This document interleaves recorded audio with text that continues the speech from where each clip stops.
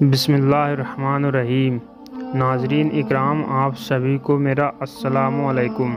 میں یہ امید کرتا ہوں کہ آپ سبھی لوگ خیریت سے ہوں گے۔ قرآن اور حدیث کی روشنی میں آج کی اس ویڈیو میں ہم جانیں گے حضرت داؤد علیہ السلام کا واقعہ۔ تو ویڈیو شروع کرنے سے پہلے میری آپ سبھی لوگوں سے گزارش ہے کہ آپ نے ابھی تک ہمارے چینل کو سبسکرائب نہیں کیا ہے تو پہلے سبسکرائب کر لیں اور ساتھ میں ہی اس ویڈیو کو ایک لائک کر دیں۔ حضرت داؤد یہودا بن یعقوب کی اولاد سے تھے اور یہ 13 بھائی تھے۔ حضرت داؤد ان میں سب سے چھوٹے تھے۔ بدن بھی بہت ہی ہلکا تھا، دیکھنے میں کوئی خاص خوبی نظر نہ آتی تھی۔ پیشے کے لحاظ سے بھی ایک چرواہے تھے، وہ ہمیشہ ایک گوفن اپنے پاس رکھتے تھے۔ جب حضرت داؤد جالوت سے لڑنے کے لیے مقرر کیے گئے تو اس سے پہلے اللہ تعالیٰ نے حضرت اسماعیل کی طرف وحی نازل کی کہ جالوت کا قاتل ایشیا کے بیٹوں میں سے ہے اور فلاں جرح اس کے تن پر فٹ ہوگی۔ تو پیغمبر ایشیا کے گھر تشریف لے گئے اور اس کے سب بیٹوں کو طلب کیا۔ باپ نے اپنے 12 بیٹوں کو حاضر کیا، یہ سب ایک سے ایک بڑھ کر اور بلند تھے۔ یہ جرح کسی کے بھی جسم پر برابر نہ بیٹھی۔ تب حضرت اسماعیل نے پوچھا، تمہارے کوئی اور بیٹا ہو تو حاضر کرو۔ باپ نے کہا، میرا ایک بیٹا اور بھی ہے، لیکن وہ تو سب سے چھوٹا اور دبلا پتلا ہے، آنکھیں زرد اور جسم معمولی ہے، جنگل میں بکریاں چراتا ہے۔ جب حضرت داؤد کو جرح پہنائی گئی تو وہ ان کے جسم پر بالکل ٹھیک آ گئی۔ جب حضرت داؤد نے اپنے بھائیوں سے کہا، تم کیوں نہیں جالوت کے قتل کی ٹھانتے؟ تمہیں ملک بھی ملے گا اور بادشاہ زادی سے تمہاری شادی بھی ہو جائے گی۔ بھائی بولے، پاگل ہو گیا ہے جو ایسی نادانی کی باتیں کرتا ہے؟ کس میں طاقت ہے جو جالوت کے سامنے کھڑا ہو؟ حضرت داؤد علیہ السلام نے کہا، میں اس کو ماروں گا۔ داؤد علیہ السلام کے بھائی روکتے ہی رہے، لیکن حضرت داؤد نے کہا کہ بادشاہ سے کہہ دیا جائے کہ میں جالوت کا بھیجا نکال لوں گا۔ حضرت داؤد علیہ السلام طالوت کے سامنے پیش ہوئے اور انہوں نے بادشاہ سے کہا، اے بادشاہ، اگر تو اپنے وعدے کو پورا کرے تو میں ابھی جا کر جالوت کو قتل کرتا ہوں اور اس کی فوج کو بکھیر دیتا ہوں۔ طالوت نے حضرت داؤد کو ایک گھوڑا اور جرح دے کر روانہ کیا۔ ابھی وہ تھوڑی ہی دور گئے تھے کہ لوٹ آئے اور گھوڑا اور جرح طالوت کے پاس لوٹا دیا۔ لوگوں نے سمجھا کہ شاید جالوت سے ڈر کر وہ بھاگ آئے ہیں اور گھوڑا و جرح کو واپس کر رہے ہیں۔ حضرت داؤد سے پوچھا، گھوڑا اور جرح کیوں لوٹا رہے ہو؟ حضرت داؤد نے کہا، مجھے جرح پہن کر اور گھوڑے پر چڑھ کر لڑنے کی عادت نہیں ہے، میں تو پیدل ہی جاؤں گا اور جالوت سے لڑوں گا۔ بادشاہ نے کہا، جا، تجھے اختیار ہے۔ حضرت داؤد نے اپنا توبڑا اور کوفن بغل میں دبایا اور لاٹھی ہاتھ میں لی اور جالوت کے مقابلے میں جا کھڑے ہوئے۔ جالوت نے کہا، تو یہاں کس لیے آیا ہے؟ حضرت داؤد نے کہا، میں تجھ سے لڑنے کے لیے آیا ہوں، میں تیرے سر کا بھیجا نکال لوں گا۔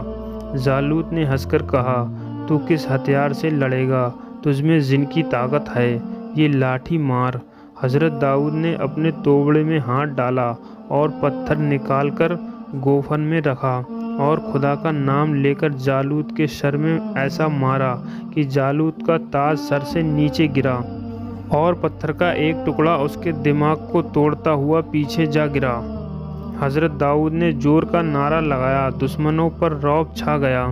حضرت داؤد نے جالوت کا سر اس کے تن سے کاٹ کر الگ کر دیا۔ پھر کیا تھا، فتح کا دروازہ کھل گیا اور طالوت کی فوج کو فتح حاصل ہوئی۔ کچھ دنوں کے بعد حضرت داؤد نے بادشاہ سے کہا کہ اپنا وعدہ پورا کرو۔ اس کے بعد بنی اسرائیل کے بزرگ لوگ اپنے پیغمبر کے پاس پہنچے اور پھر بادشاہ کی بیٹی حضرت داؤد کے نکاح میں آئیں۔ حضرت داؤد کی شہرت عام ہو گئی، لوگوں کے دلوں میں ان کی محبت پیدا ہو گئی۔ طالوت کے مرنے کے بعد بنی اسرائیل کی سلطنت حضرت داؤد کے حصے میں آئی اور چھوٹے بڑے سب نے ان کے حکم پر چلنے کا فیصلہ کیا۔ حضرت داؤد سے پہلے کہتے ہیں کہ ایک گھرانے میں نبی اور ایک گھرانے میں بادشاہ ہوتا تھا۔ مگر حضرت داؤد نبی اور بادشاہ دونوں ہوئے۔ جب انہیں باقاعدہ خلافت ملی تو خدائے تعالیٰ نے ان پر ایک اپنی کتاب زبور اتاری جس میں نصیحتیں تھیں اور حکمت بھری باتیں۔ اللہ تعالیٰ نے حضرت داؤد کو ایسی اچھی آواز دی تھی کہ جس وقت وہ سوچ کے ساتھ زبور پڑھتے تھے تو جانور اور چڑیاں یہاں تک کہ جنگلی جانور بھی ان کے پاس جمع ہو جاتے تھے اور وہ ایک دوسرے کو کچھ نقصان نہ پہنچاتے۔ حضرت داؤد بڑے ہی عبادت گزار اور دل کے نرم تھے، غریبوں اور محتاجوں پر مہربانی کرتے تھے۔ اکثر ایسا ہوتا تھا کہ لباس بدل کر شہر اور بازار میں پھرتے اور آنے جانے والوں سے پوچھا کرتے کہ داؤد کیسا آدمی ہے۔ ایک دن ایسا ہوا کہ حضرت داؤد بازار میں جا رہے تھے۔ ایک فرشتہ مسافر کی شکل میں آیا۔ جب حضرت داؤد نے اس سے پوچھا کہ داؤد کیسا آدمی ہے تو فرشتے نے کہا، اگر داؤد میں ایک عیب نہ ہوتا تو بہت ہی اچھا آدمی تھا۔ حضرت داؤد نے کہا، وہ عیب کیا ہے؟ فرشتے نے کہا، اگر ان کی خوراک بیت المال سے نہ ہوتی تو وہ بہت ہی بہتر آدمی ہوتے۔ فرشتے کی اس بات سے حضرت داؤد چونکے اور اللہ تعالیٰ سے کہا، یا الہی مجھے کوئی ایسا پیشہ بتا جس سے میری اور میرے بال بچوں کے گزر بسر کا سامان ہو سکے۔ اللہ تعالیٰ نے ان کو جرح بنانے کا علم دیا اور لوہے کو ان کے ہاتھ میں نرم کر دیا۔ حضرت داؤد نے اپنے وقت کو اس طرح تقسیم کر رکھا تھا۔ ایک دن وہ عالموں اور دانشوروں سے ملتے، علم اور تعلیم کا سلسلہ جاری رہتا، اور ایک روز مقدمے دیکھتے اور فیصلے کرتے، اور ایک دن عبادت اور خدا سے مناجات کے لیے خاص رکھا تھا، اور ایک دن وہ اپنے بال بچوں کے ساتھ گزارتے۔ ایک دن ایک شخص نے بنی اسرائیل کے ایک بڑے شخص کے خلاف دعویٰ کر دیا کہ اس نے میرا بیل چھین لیا ہے، دے نہیں رہا ہے۔ مدعا علیہ نے انکار کر دیا۔ حضرت داؤد نے مدعی سے گواہ طلب کیا۔ وہ گواہ پیش نہ کر سکا، لیکن حضرت داؤد کے دل پر اس کی سچائی اور اس کے رونے سے بڑا اثر ہوا، لیکن گواہی کے بغیر وہ کوئی حکم نہ دے سکے۔ حضرت داؤد جب رات میں سوئے تو خواب میں دیکھا کہ مدعی کا دعویٰ سچا ہے اور مدعا علیہ قتل کر دینے کے لائق ہے۔ دوسرے دن حضرت داؤد نے یہ فیصلہ کیا کہ مدعی کو اس کا بیل دے دیا جائے۔ مدعا علیہ نے کہا، آپ بغیر ثبوت اور گواہی کے مال دلا رہے ہیں، آخر یہ کس شریعت میں جائز ہے؟ اس فیصلے پر شہر کے دوسرے لوگوں کو بھی حیرانی ہوئی۔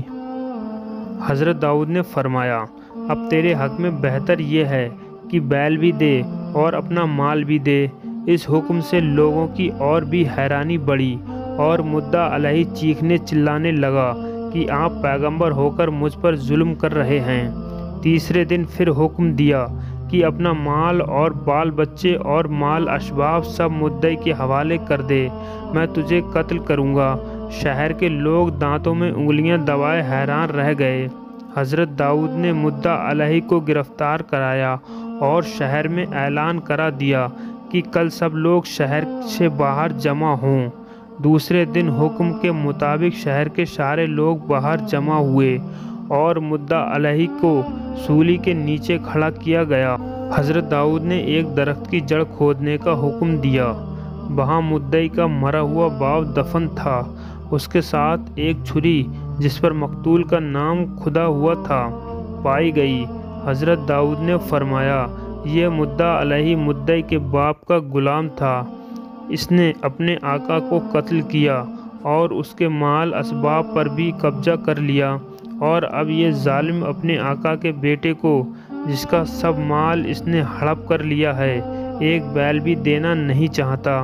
اس لیے خدا کے حکم کے مطابق ہم اسے قصاص میں قتل کرتے ہیں اور یہ سب مال مدعی کو دلواتے ہیں۔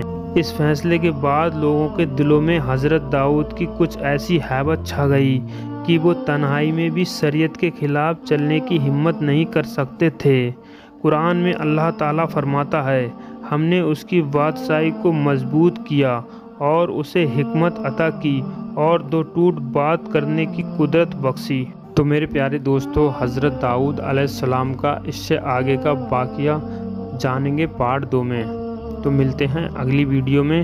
اللہ حافظ۔